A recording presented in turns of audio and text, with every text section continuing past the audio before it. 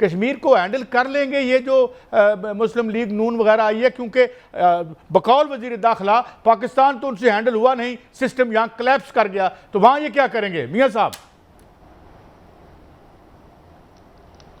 देखें गाइस साहब, पहले तो जो वहां पर इलेक्शन हो रहे हैं तीसरे मरहले पे, इस पर थोड़ी सी रोशनी डालने के। तीसरे मरहले के इलेक्शन हो रहे हैं, 4 हलकों में हो रहे हैं, और जो बाकी इलेक्शन होने थे 7 सीटों पे वो अभी नहीं हुए, वो अगले मरहले में होंगे, क्योंकि रावला कोर्ट में जो अनरेस्ट है उस वजह से वो मुलतवी कर दिए गए हैं। 4 हलकों में जो है इलेक्शन, इसमें बड़ा कांटेदार मुकाबला है और मिला जुला रुझान रहेगा।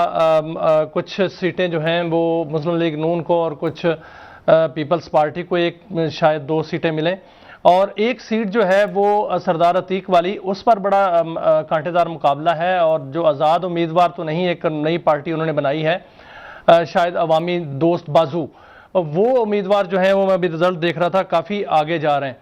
तो काजी साहब, ये तो यानी कि मुस्लिम लीग नून जो है वो हुकूमत बनाने की पोजीशन में तो आ गई है। अब इनके पास इस वक्त 24 सीटें हैं, इनको मखसूस सीटें अगर मिलती हैं तो वो मिलाकर, और आज की जो सीटें मिलेंगी वो मिलाकर जो है वो इनकी 30 से ज़ायद सीटें बन जाएंगी। लेकिन 2/3 अक्सरियत के लिए 36 सीटें चाहिए होंगी, और वो 36 सीटें या 35 से ज़ायद सीटें जो हैं वो हो सकता है अगले मरहले में इनको मिल जाए। लेकिन अच्छा मियां साहब, ये भी बताएं है कि मुस्लिम लीग नून अमन कर पाएगी? तो इस हवाले से एक हिकमत अमली सामने आई है काजी साहब, वो मैं आपके सामने रखता हूँ। वह हिकमत अमली ये आई है कि मुस्लिम लीग नून ने जो वहां पर रावला कोर्ट के इलाके के लोग हैं उनको कहा है कि वहां इलेक्शन होने दें, जो वहां से मुंतखब होगा हो सकता है वो वजीर आजम हो, और वहां से जो मुंतखब होंगे हो सकता है उनको हम कुलीदी ओहदा देकर वहां पर स्पीकर असम्बली जो है वो लगा दें, तो अपने फैसले जो है वो खुद वो करेंगे। तो इसलिए उम्मीद बंदी है कि वहां पर मामला बेहतर हो जाएंगे और मुज़ाकरात हो जाएंगे। लेकिन साथ साथ ये तो फैसला है रियासत का भी और नई आने वाली हुकूमत का भी होगा कि जिन्होंने रियासत की रिट को चैलेंज किया है और वहां पर दहशतगर्दी फैलाई है, उनको तो माफ नहीं किया जाएगा। वो जिन्होंने फोर्सेस के जवानों को शहीद किया है उनको भी माफ नहीं किया जाएगा, जिन्होंने इमलाक जलाई है उनको माफ नहीं किया जाएगा। बाकी जो मासूम अवाम है उनके साथ बैठकर मुज़ाकरात जरूर होंगे, और ये अगले जो मरहला है काजी साहब वो बड़ा पुरअमन होने जा रहा है। जी काजी साहब। अच्छा, ये मियां साहब, एक तो मैं ये कहना चाह रहा था कि वहाँ पे एक इलेक्शन उनका जिक्र भी आया हर चंद के, वो अभी कॉन्विक्ट नहीं है बल्कि मुलजिम है, कि एक उनके उम्मीदवार ऐसे भी थे जो रेप का यानी चार्जेस है। गार्डियन में ये खबर छपी और 2-3 चैनलों पे भी आई, मगर अभी तक उसका कोई फैसला नहीं हुआ। You are innocent until proven guilty, मगर फिर भी टिकट देते हुए हमें ख्याल रखना चाहिए। लोग यहाँ पर ज़मानत पे होते हैं तो हम उन्हें पाकिस्तान का सबसे बड़ा ओहदा दे देते हैं। बहरहाल आगे बढ़ते हैं। मोहसिन नकवी साहब और सदर आसिफ अली जरदारी साहब की जो एक मुलाकात हुई है, इसमें मैं जो खोड़ो साहब की प्रेस देख रहा था, उसमें खोड़ो साहब का जो जाहिर है वो रिप्रेजेंट किसकी स्पोक्स पर्सन है, जरदारी साहब के, और वो तो आग बरस रही थी और वो नाम लेके वो कह रहे थे जी कि ये क्या है। तो इसका मतलब ये है कि उधर मामलात, यहाँ तक मामलात लगता है कि मुस्लिम लीग नून ने तो बिल्कुल जो है मोहब्बत है और का ऐलान कर दिया, जिस तरह चाहे जो है वो मुक्तदरा करे और कोई बात नहीं। मगर वहाँ कुछ हालात मुझे लगता है अभी कुछ है दरमियान में कुछ मसाइल। मियाँ साहब देखिए कैसा मसाइल नहीं, बहुत बड़ा मसला है, क्योंकि अभी तक जजों की अपॉइंटमेंट पर दस्तखत नहीं हुए, और जो हुकूमत है वो कल इस पर जो है अपना लाहे अमल जो है सामने लाएगी कि हुकूमत ने क्या करना है। सदर जरदारी साहब ने दस्तखत नहीं किए और जो मुलाकातें हुई हैं वो फ्रूटफुल नहीं हुई हैं, उसका कोई नतीजा नहीं निकला। असल में जो मोहसिन नकवी साहब हैं उनके ताल्लुकात जरदारी साहब से बहुत अच्छे हैं, इसमें कोई शक नहीं कि वो उनको अपना जो है वो रूहानी बेटा कहते हैं। उनको 2 ही उन्होंने आज तक कहा है, बच्चों नाम लिया है कि 2 बच्चे हैं। एक उन्होंने अनवार का नाम लिया तो उनको कहा हमारा बच्चा, और एक मोहसिन नकवी साहब को उन्होंने कहा। बहुत अच्छे ताल्लुकात हैं, इसमें कोई शक नहीं है, उनके पूरे पीपल्स पार्टी के अंदर बहुत अच्छे ताल्लुकात हैं। लेकिन ये जो मामला हुआ है जिसमें ये फैसला हो चुका है कि सूबे बनने हैं, और ये फैसला हो चुका है कि सिंध के सूबे बनने हैं, तो इस पर जरदारी साहब जो हैं और पीपल्स पार्टी मानने को तैयार नहीं है कि सिंध के सूबे बने, सिंध तकसीम हो। और यही वजह है कि जो मुलाकातें हो रही हैं वो नतीजा खेज नहीं हो रही। इसमें लो और 2 की पॉलिसी जहां तक है वो यहां तक हो सकता है कि पीपल्स पार्टी माने कि एक इंतजामी कंट्रोल के तहत जो सिंध की डिवीजन्स हैं या जिले हैं उनको बाइख्तियार कर दिया जाए, कोई मसला नहीं। उनको जो है अच्छा, नहीं मियां साहब, मैं थोड़ा सा एक एंगल बदलता हूं, जिलाई हुकूमतें बना दी जाए, मैं आपसे सूबों पर वो कंप्रोमाइज करने को तैयार नहीं है। मैं अर्ज करता हूं, मेरी अर्ज सुने जरा, आज असल बात भी कर लेते हैं। ये आप, मैं ये नहीं कह रहा कि आप असल नहीं कर रहे थे, ये बात दुरुस्त है, मगर मैं एक और लेवल पे आ रहा हूं। जो नकवी साहब ने बयान दिया कि क्लैप्स कर गया और डिसफंक्शनल है, इसका मतलब क्या है? इसका आप इसकी तख्तीक करते हैं ना कि भाई कोई पब्लिक सर्विस डिलीवरी नहीं, किसी दफ्तर में चले जाएं तो आपका रिश्वत के बगैर काम नहीं होता, ये यहां पे तासुर है। नंबर टू, आपको अवाम का पैसा अवाम पे आप खर्च नहीं करते, अवाम में बेचैनी है, कभी उधर से प्रॉब्लम आ जाता है, कभी उधर से प्रॉब्लम आ जाता है, केक श्रिंक कर रहा है। और जो आपकी रूलिंग इशराफिया है वो खुद जो है एक यानी जो प्राइवेटाइजेशन की इन्होंने, वो माफियाइजेशन यानी माफियाज क्रिएट हो गए। भाई वहां अगर हम कुएं में से कुत्ते को बाहर नहीं निकालते, पंजाबी की मिसाल दे रहा हूं, जरा क्रूड है मगर बड़ी बड़ी बरमहल है, तो भाई आप सूबे बना लें।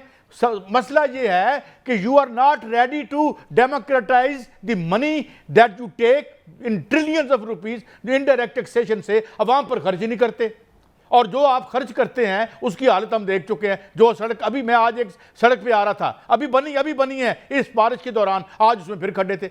तो बात क्या है कि इशराफिया ये पैसे जमीन पर अवाम पर खर्च करने को तैयार नहीं है। सूबे बना लो, ऐ बना लो, मेरा कब्जा सिंध पर रहने दो, मेरा है उसके हालात ठीक नहीं है, उनको बता दिया गया है ये काम होना है, ये और गुड गवर्नेंस नहीं हो रही, ये बता दिया गया है कि निजाम जो है वो नाकाम हो चुका है। बाकायदा तौर पर यह बताया गया है कि ना गुड गवर्नेंस हो रही है, ना हुकूमत हो रही है, ना कोई मामला सीधे जो है वो चल रहे हैं। ये नुमाइश्ता इतवार जो है वो मुस्लिम लीग नून पढ़ चुकी है। आप सर देखें, जो मलक अहमद खान साहब हैं वो मुलाकात करते हैं जरदारी साहब से। मलक अहमद खान साहब कौन है आपको पता ही है, वो कहां से हमारे दोस्त हैं, मुस्लिम लीग नून में तो हैं, लेकिन उनके ज्यादा जो है ताल्लुकात कहां पे हैं ये भी पता ही है। मरियम नवाज साहबा जो है सीएम साहबा, वो पीएम वो एमपीएस को नहीं मिलती थी, अब वो एमपीएस को मिलती हैं। राना सनाउल्लाह साहब कहते हैं मोहसिन नकवी साहब हमारे जो वजीर दाखिला हैं, मुस्लिम लीग नून के वजीर दाखिला हैं, मुस्लिम लीग नून के सेनेटर हैं। ये कहां से आगे जो कल कहते थे कि वो हमारे तो नहीं है, वो कहीं और से आए हैं, और ये भी कहते थे कि उनकी मेहरबानी में वजीर आजम नहीं बन गए, वो वजीर दाखिला रहे हैं।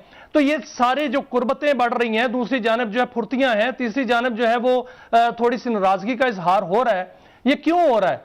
क्योंकि ये बताया जा चुका है कि ये होना है, जो कह दिया गया है वो होना है, क्योंकि इसके पीछे जो वर्किंग थी वो मुकम्मल की जा चुकी है।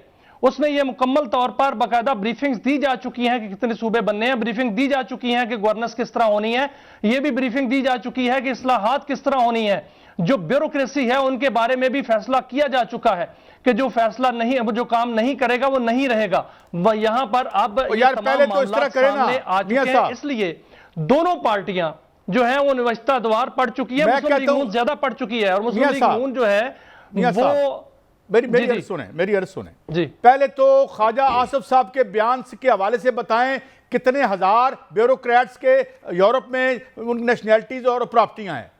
फिर हमारे साथ मुक्तदिरा, सबसे पहले आज जो अली डार साहब को एनर्जी याद आ गई है, इस हमारे तीनों मुआहदे खोलें, फिर हमें पता चलेगा यू मीन बिजनेस। क्या हुआ है यहाँ पे आप जो है 56,000 ब्लू पासपोर्ट किसके हैं? नहीं, मैं तो यही कह रहा हूं ना, अगर 56,000 ब्लू पासपोर्ट किसके हैं? जरदारी साहब चले जाएं, कोई और आ जाए, कोई क्या फर्क पड़ेगा? It will hardly make any difference.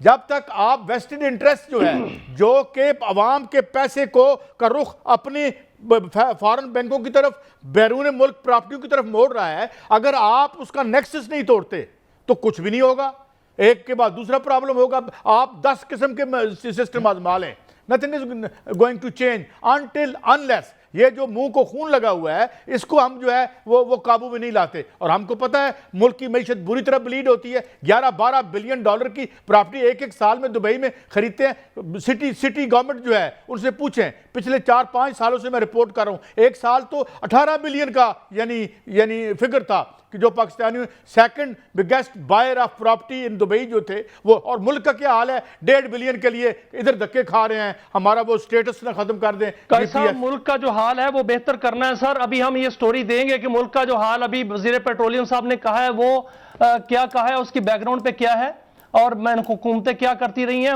जो चेयरमैन नैब ने कहा उसके बैकग्राउंड में क्या है और क्या होने वाला है, ये तो हम स्टोरी देंगे अभी थोड़ी देर में। लेकिन सर जो सुहेल वड़ाइच साहब का कालम है उसको गौर से पढ़िए, उस पर नजर रखिए। असल में ये हालात जो है वो ठीक नहीं है। उन्होंने बाकायदा तौर पर सदर के ओहदे के हवाले से एक नवीद सुना दी, नवीद तो नहीं मैं कहूंगा, पेशगोई कर दी, जो कि सुहेल वड़ाइच साहब कहते हैं कि मैं पेशगोई नहीं करता, मैं तो अल्फाज जो है वो लिखता हूं और टेढ़े मेढ़े अल्फाज लिख देता हूं, पता नहीं क्या बन जाता है। बहरहाल उन्होंने ये बात कर दी है सारी। अगर आइंदा का नक्शा देखा जाए तो क्या ये ओहदा जो है वो सदर जरदारी साहब के पास रहेगा, क्या इसी तरह वो सदर रहेंगे, जो कि नून लीग बार बार कहती है कि अगर फॉर्म 47 है तो सबसे पहले उस ओहदे पर जो है वो नजर दड़ाई जाए। ये मामला किधर जा रहे हैं सर, उधर ही जा रहे हैं जो कि मोहसिन नकवी साहब ने उस दिन यहां पर बयान कर दिया कि सिस्टम कोलैप्स कर चुका है। अब ये सिस्टम को ठीक करना है ऊपर से लेकर नीचे तक और नीचे से ऊपर तक।